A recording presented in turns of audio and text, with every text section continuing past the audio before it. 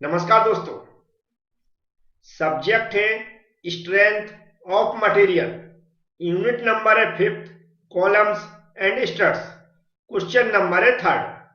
Question को समझने के लिए जो भी मैं यहां पर समझाता हूं उसको ध्यान से सुनने की कोशिश करें और वीडियो पूरा जरूर देखें। तो क्वेश्चन में लिखा हुआ है, आ 4 मीटर लॉन्ग होलो एलाउ ट्यूब। एक ट्यूब है जिसकी लेंथ दी है 4 मीटर और वह कैसा है, होलो है, मतलब खोखला है, और जिसकी डायमीटर दिए with inside and outside diameter 36 mm and 48 mm। मतलब जो हमारा इनसाइड डायमीटर हुआ है 36 mm है और जो आउटसाइड डायमीटर है वह कितना है, 48 mm। इलोंगेट्स बाय 3 mm, और इलोंगेट्स मतलब जो भी उसमें परिवर्तन आ रहा है उसकी लेंथ में वह कितना आ रहा है, 3 mm। Under a tensile force, जब उस पर फोर्स लग रहा है कितना, 50 किलो न्यूटन का। आगे लिखा है डिटरमाइन द बकलिंग लोड, और जो हमें बकलिंग लोड निकालना है for the tube when it is used as a column with both ends pin. मतलब जो हमारी कंडीशन दी हुआ है कैसे, both end pin. Both end pin का मतलब होता है हिंज, मतलब दोनों ही एंड कैसे हिंज है या फिर पिन बोल सकते हैं। With a factor of safety कितना दिए, 5 दिए। तो क्वेश्चन में फैक्टर ऑफ सेफ्टी दिए जिससे हम क्या, सेफ लोड फाइंड आउट कर सकते हैं। क्वेश्चन को पढ़ने के बाद सबसे पहले हमारा जो काम है वह है जो भी डाटा यहां पर दिया गया है उसको नोट करना। तो हम इसको नोट करके समझा देते हैं। सबसे पहले हम यहां पर क्या लिखेंगे, गिवन लिखेंगे। गिवन लिखने के बाद जो डाटा दिया उसको नोट करेंगे। बिल्कुल स्टार्टिंग से ही पढ़ते हुए चले, उसी डाटा को नोट करते हुए चले। 4 मीटर लॉन्ग मतलब लेंथ दिए, और मैं यहां पर लिखता नहीं हूं, डायरेक्ट सिंबल यूज करता हूं, तो एल डायरेक्ट यूज करेंगे। एल इक्वल टू कितना दिया, 4 मीटर। और जैसा मैं स्टार्टिंग में ही बता चुका हूं, कोशिश करेंगे हम लोग सभी डाटा को एमएम में कन्वर्ट करने की। तो जो मीटर दिया, मीटर को हम किस में कन्वर्ट करेंगे, एमएम में। तो 4 इंटू कितना हो जाएगा, 1000। और 1000 का मल्टीप्लाई क्यों करते हैं, क्योंकि मीटर से हम एमएम में चेंज करते हैं, तो हम कितने का मल्टीप्लाई करते हैं, 1000 का। तो ये यहां पर कितना हो जाएगा, 4000 mm। इसके बाद जो डाटा दिया है आप देखेंगे आगे, इनसाइड डायमीटर और आउटसाइड डायमीटर। इनसाइड डायमीटर को हम स्मॉल डी से डिनोटेट करेंगे। किससे, स्मॉल डी से डिनोटेट करेंगे। तो यहां पर क्या हो जाएगा, 36 mm। ये ऑलरेडी mm में दिया है तो इसमें कोई परिवर्तन नहीं करना। आउटसाइड डायमीटर को हम किससे डिनोटेट करेंगे, कैपिटल डी से। तो यह दिया हुआ है कितना, 48 mm। इसमें भी कोई परिवर्तन नहीं करना क्योंकि ये ऑलरेडी mm में दिया है। इलोंगेट मतलब यहाँ पर डिफ्लेक्शन दिया है। डिफ्लेक्शन मतलब यहाँ पर डेल से हम इसको डिनोटेट करेंगे। और 3 mm दिया है, तो 3 mm दिया तो ये भी mm में दिया, इसमें भी कोई परिवर्तन नहीं करना है। टेंसाइल फोर्स दिया है, फोर्स या लोड को हम किससे अभी यहाँ पर W से डिनोटेट कर रहे हैं। तो ये कितना दिया, 50 किलो न्यूटन यहाँ पर दिया, आप उसको भी देखते हुए चले। और किलो न्यूटन दिया इसलिए हम न्यूटन में चेंज करेंगे, तो 50 की जगह 50 रहेगा। किलो की जगह हम कितना कर देते हैं, 10 की पावर 3 मतलब 1000 का मल्टीप्लाई कर देते हैं और ये न्यूटन में कन्वर्ट हो जाएगा। डिटरमाइन मतलब हमें लोड निकालना है यहाँ पर, तो P लिख देते हैं, इसको हमें निकालना है।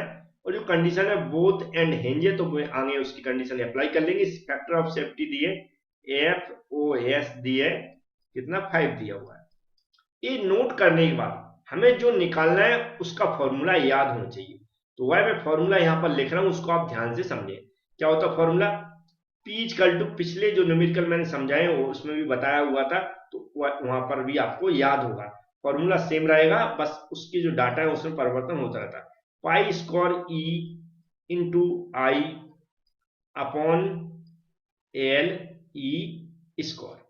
अब इसकी जो यूनिट मैंने पहले भी बता चुके हैं कि जो भी यूनिट है इसकी न्यूटन या किलो न्यूटन में हम निकालते हैं। तो यहाँ पर हम किलो न्यूटन भी लिख सकते हैं या फिर और करके न्यूटन, ये डिपेंड करता है आगे क्वेश्चन जब सॉल्व करेंगे हमें क्वेश्चन में कैसा दिया गया डाटा और क्या निकालना है, तो हम आगे इसको समझा देंगे। अभी यूनिट मैंने बता दिया।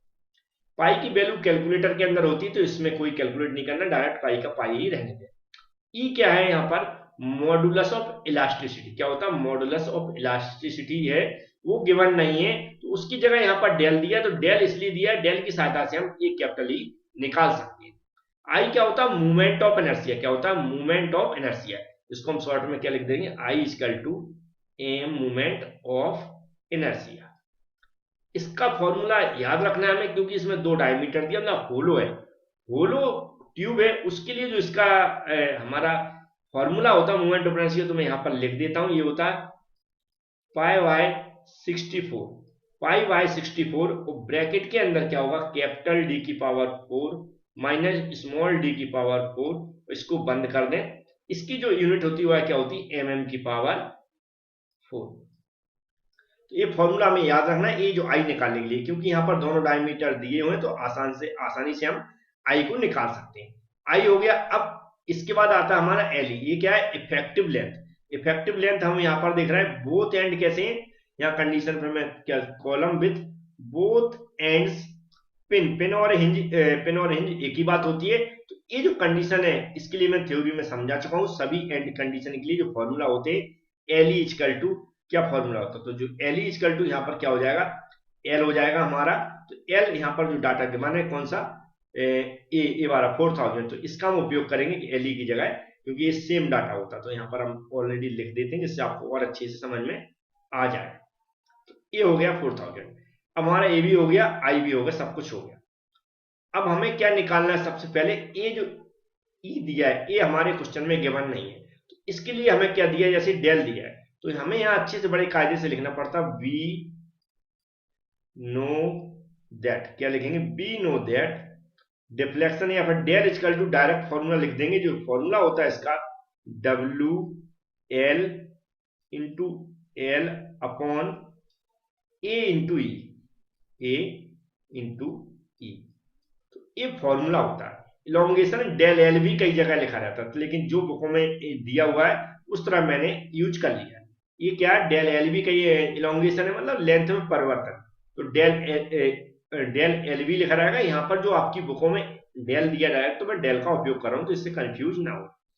अब यहाँ पर जो डेल इक्वल टू ये मैंने लिख दिया है, जैसे फर्स्ट यूनिट मैंने पढ़ाया हुआ तो उसमें इसका जहाँ पर एलोंगेशन दिया होगा वहां पर डेल एल मैंने उपयोग किया, तो उसमें कंफ्यूज ना हो, आप कंफ्यूज ना हो, इसलिए मैंने यहाँ पर ये यहाँ पर क्या लिख दिया, डेल लिख दिया है। तो ये याद रखें, डेल एल भी लिख देंगे तो भी गलत नहीं होगा, इसलिए सिंबल है बुक में अलग अलग दिए रहते हैं, लेकिन हमें वर्ड से याद रखेंगे। तो क्या है, इलोंगेशन दिया, जो भी लेंथ में परिवर्तन है वह दी गई। तो इसमें सारा डाटा हम पुट करेंगे। तो याद रखें, अब जो डाटा पुट करेंगे इसमें डब्ल्यू इक्वल टू देखेंगे तो क्या दिया है यहाँ पर 50 इंटू 10 की पावर 3 दिया गया है। एल इक्वल टू हम देखेंगे तो एल इक्वल टू जो एल ए वाला एल इक्वल टू दिया 4000, ए की वैल्यू नहीं दी गई, ई इक्वल टू हमें निकालना, तो ए हमें यहाँ पर निकाल देते हैं थोड़ा सा शॉर्ट में, जिससे आपको पता रहे, क्योंकि निकालने में थोड़ा सा इसमें टाइम लग सकता है। ए इक्वल टू एरिया है, लेकिन होलो सिलेंडर होलो ट्यूब्स का है, होलो ट्यूब का है, होलो ट्यूब का जो एरिया होगा तो वो है पाई बाई 4 ही होगा, और इनटू यहाँ पर ब्रैकेट के अंदर capital D square minus small D का स्क्वायर हो जाएगा। अभी इसको मैंने निकाल के रखा है तो मैं यहाँ पर डायरेक्ट निकाल लेता हूँ, पाई बाई 4 हो जाएगा, और बड़ा ब्रैकेट लगाएं, फिर छोटा ब्रैकेट लगाएं, कितना दिया 48 दिया है, इसका स्क्वायर हो जाएगा माइनस, फिर ब्रैकेट के अंदर 36 दिया है, इसका स्क्वायर हो जाएगा, इसको बंद कर। अब इसको एक दो स्टेप में कैलकुलेट करने की कोशिश करें। जैसे मैंने सबसे पहले पाई में 4 का डिवाइड कर दें, तो जो मेरी वैल्यू आ रही है वो आ रही है 0.78539, ऐसा समथिंग कुछ वैल्यू है, आप भी इसको कैलकुलेट करके देख सकते हैं। अब इसका हमें क्या करें, स्क्वायर करके वैल्यू लिख लें, ये आ रही 2304 माइनस 36 का भी कर लें आप तो 1296 कुछ वैल्यू आ रही। अब इसमें से इसको माइनस कर दें, फिर जो वैल्यू आएगी उसका डायरेक्ट इसमें मल्टीप्लाई कर दें। इस तरह हमारा ए इक्वल टू जो वैल्यू आएगी हमारी, ए इक्वल टू जो मैंने कैलकुलेट किया वो आ रही 791.28, और एरिया की यूनिट होती है एमएम स्क्वायर, तो वाई भी मैंने यहाँ पर लिख दिया है। तो इतना आ गया है। अब हमें क्या करना है, इसकी वैल्यू सारी आ गई, तो डेल की हम सबसे पहले वैल्यू पुट करेंगे। तो यह कितना दिया, 3 दिया हुआ है, जैसे आप देख सकते हैं 3 दिया हुआ है, कहां पर लिखा मैंने, यहाँ पर लिखा है 3 दिया हुआ, तो हम क्या करेंगे, यहाँ पर 3 लिख देते हैं। 3 लिख दिया। डब्ल्यू की वैल्यू कितनी दी है, 50 इंटू 10 की पावर 3, तो उसको भी यहाँ पर लिख देते हैं 50 इंटू 10 की पावर 3 इंटू एल कितना दिया 4000, तो 4 लिख दिया मैंने यहाँ पर, बटे में क्या लिखेंगे हम, एरिया लिखेंगे। एरिया की वैल्यू ये दी है 791.28 इंटू ई निकालना है, तो ई को ई रहने दें। अब इसको हम कैलकुलेट करेंगे, ऊपर की वैल्यू सबसे पहले कैलकुलेट कर लें, इन दोनों को मल्टीप्लाई कर लें और फिर जो वैल्यू आएगी उसमें नीचे का डिवाइड कर लें। ये काम एक ही बार में हो जाएगा कैलकुलेटर में। फिर जो वैल्यू आ रही मेरी कैलकुलेशन के अकॉर्डिंग वह आ रही है लगभग आ रही 2527.3242। ये मैंने पहले से ही कैलकुलेट करके रखा है तो ये वैल्यू आ गई और कैपिटल ई आ जाएगी। अब हमें ई निकालना है तो ई को हम कहाँ एक साइड ले जाएंगे, इक्वल लगा देंगे और ई की जगह क्या, ई 3 की जगह ई पहुंच गया तो ई की जगह 3 आ जाएगा। तो ऊपर की वैल्यू 2527.3242 बटे में क्या आ जाएगा 3 आ जाएगा। अब इसका इसमें भाग देंगे, डिवाइड करेंगे मतलब, तो जो मेरे अकॉर्डिंग जो वैल्यू आ जाएगी वह आ रही है इसकी 84209.10 न्यूटन पर mm। याद रखें जो मैं बोलता हूं उसको भी सुनने की कोशिश करें, यहां पर लिखता हूं उसको भी देखें। कई बार क्या होता है लिखते लिखते एक आध बार इधर मिस हो जाता तो उसको कंफ्यूज ना हो, या कोई स्टेप अगर मिस हो गया तो उससे कंफ्यूज ना हो। मेरी भी बात सुनने की कोशिश करेंगे तो और अच्छे समझ में आएगा। कोई डाटा मिस हो जाए तो बिल्कुल आप उसको सुधार लें, सही कर लें, उसमें टेंशन लेने की जरूरत नहीं। तो ई की वैल्यू आ गई, मतलब हम जो यहाँ पर देखेंगे ई की वैल्यू चाहिए थी मुझे, वो भी आ गई। एल की वैल्यू ऑलरेडी हम आ गई है और जो हमारी आई है उसकी वैल्यू रह गई। तो हमें क्या निकालेंगे यहाँ पर, अब मोमेंट ऑफ इनर्शिया निकालेंगे। इतनी मैंने कैलकुलेट कर ली वैल्यू, यहाँ पर एक डिवाइडर लगा देते हैं। अब हम क्या करेंगे, मूवमेंट ऑफ इनर्शिया निकालेंगे। तो movement of inertia equal to क्या है आई, और इक्वल टू में क्या हो जाएगा हमारा पाई बाय 64, ब्रैकेट के अंदर क्या है कैपिटल डी की पावर 4 माइनस स्मॉल डी की पावर 4। यहाँ पर हमें सिर्फ आई इक्वल टू वैल्यू सारी पुट करना है। तो जो मैंने कैलकुलेट करके रखी उसके हिसाब से हम देखेंगे। पाई बाय इसको रख दें, यहाँ पर बड़ा ब्रैकेट चालू करना है, फिर छोटा लगा दें और जो डी है कितना है 48 की पावर 4 हो जाएगा, माइनस फिर क्या एक छोटा ब्रैकेट लगाएं 36 की पावर 4 और ब्रैकेट बंद कर दें। अब इसको एक या दो स्टेप में कैलकुलेट करें। पाई में 64 का डिवाइड कर दें, तो पाई में जो 64 का डिवाइड करेंगे वह वैल्यू आ रही 0.049087। क्या है 0.049087। तो बड़ा ब्रैकेट लगाएं, इसकी 48 की पावर 4 करेंगे तो जो मेरी वैल्यू आ रही है वह आ रही है 5308416 माइनस 36 की पावर 4 करेंगे। कैलकुलेटर में जो वैल्यू आएगी वो आएगी 1679616। आप भी कैलकुलेट करके देख सकते हैं इसको। अब आई इक्वल टू एक ही बार में आ जाएगा, इसमें से इसको माइनस कर दें, जो भी वैल्यू आएगी उसमें इसका मल्टीप्लाई कर दें। तो मेरे अकॉर्डिंग जो वैल्यू आई हुई है वह आ रही है 178128.30 mm की पावर 4। अब हमारी आई की वैल्यू भी हमने कैलकुलेट कर ली। अब सिर्फ हमें क्या करना है, इसमें वैल्यू पुट करना है और आंसर निकालना है। तो इसको थोड़ा स्क्रीन नीचे करते हैं और इसको फाइंड आउट कर लेते हैं। हम जो लोड निकालना है सीधा यहाँ पर फॉर्मूला लिखना है मुझे। क्रिपलिंग लोड निकालना है तो क्रिपलिंग लोड लिखें। तो यहाँ पर क्रिपलिंग लोड लिख के क्या लिखेंगे, पी लिखेंगे और फॉर्मूला जो है उसको जरूर लिखें, pi square into E into I बटे में क्या हो जाएगा हमारा एल ई का स्क्वायर। यहाँ पर स्क्वायर आप सारी वैल्यू पुट कर दें, पाई की जगह पाई रहने दें, यह कैलकुलेटर में ऑलरेडी होता है। इसके बाद ई की वैल्यू हमने यहाँ पर निकाली, आप देख सकते हैं क्या लिखेंगे हम 84209.10 इंटू आई की वैल्यू हमने यहाँ पर निकाली, जिसको लिख देते हैं 1781228.30 बस। अब बटे में जो वैल्यू है उसको लिखेंगे, बटे में कितनी है यहाँ पर देख सकते हैं 4000, 4000 का स्क्वायर है तो आप स्क्वायर जरूर चढ़ाएं, तो इसका स्क्वायर चढ़ा दें। अब हमें क्या करना है, इसको दो स्टेप में करना है। पहले स्टेप में पूरी ऊपर की वैल्यू कैलकुलेट कर लें, एक ही बार कैलकुलेटर में हो जाएगी। तो जो मेरे अकॉर्डिंग इसकी वैल्यू आ रही है वह आ रही